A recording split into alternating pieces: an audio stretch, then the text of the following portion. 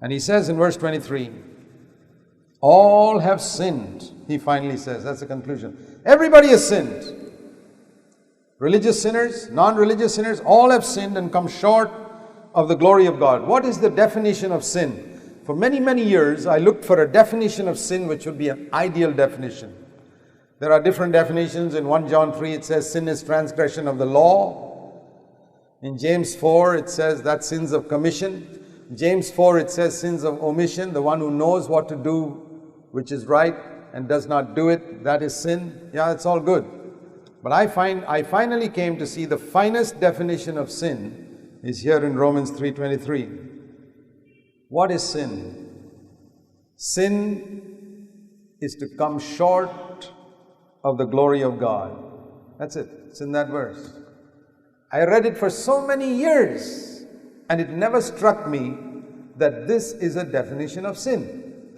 Sin is not murder, adultery, theft, gambling, drinking, drug addiction. No.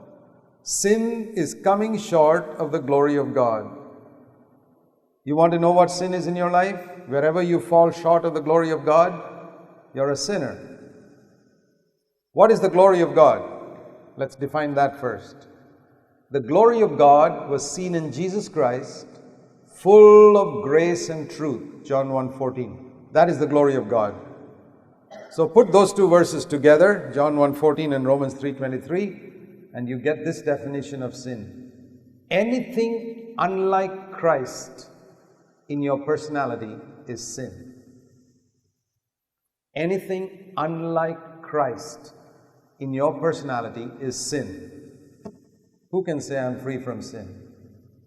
Anybody? Who can say I'll be free from sin on any day of his life on this earth?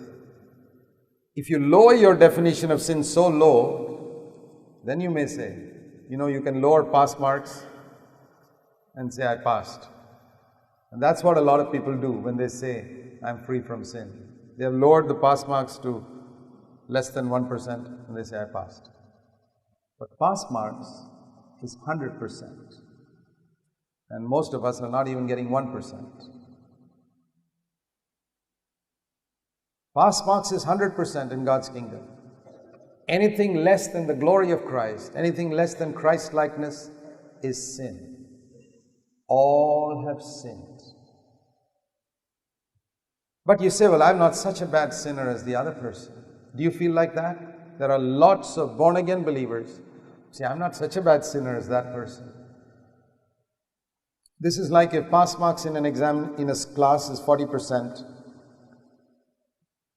Average, and one student got 32, another got 20, another got 10, another got 5, another got 0.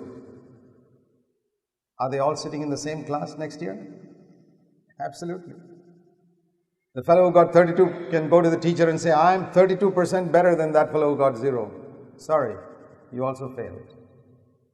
You're in the same class as that other person, even though you may be 32 times better than him. Makes no difference. You have failed, he has failed.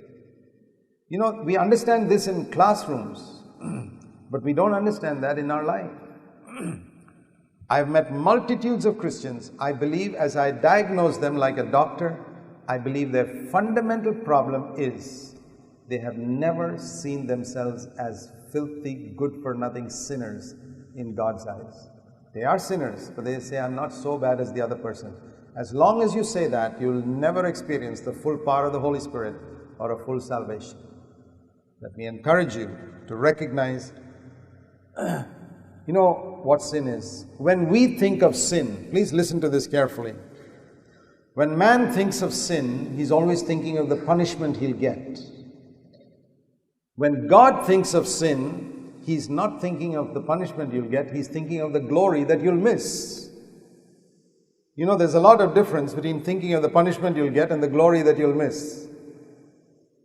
Don't think of the punishment that you'll get. That's not the most serious part about sin. There is a glory that you're going to miss if you tolerate sin in your life. It's not a question of convincing other people that you're holy. If there's the measure of sin that you tolerate in your life, that is the measure of glory you're going to miss. Because sin is falling short